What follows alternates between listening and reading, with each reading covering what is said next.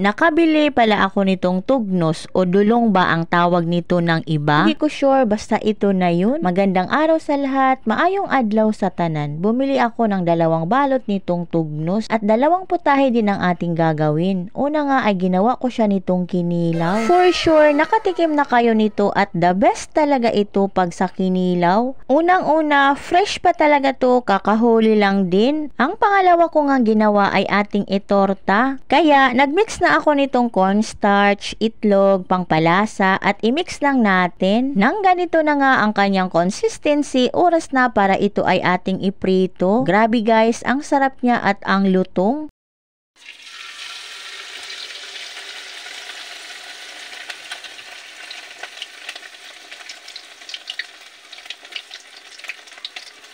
Eto na nga ang una kong isinalang pero di pa ako satisfied sa pagkaluto sa kanya. Gusto ko kasi yung medyo brownish na ang kulay.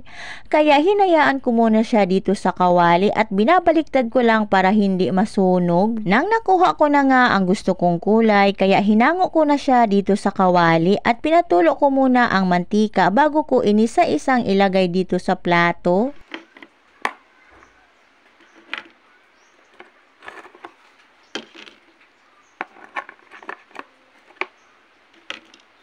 Shift ba yarn kasi nagpiplating? Sa 2 balot nga na nabili ko, marami na rin talaga akong nagawa. At take note guys ha, bawat balot nun ay nasa 30 pesos lang. O diba, hindi ka nalugi at napakamura na.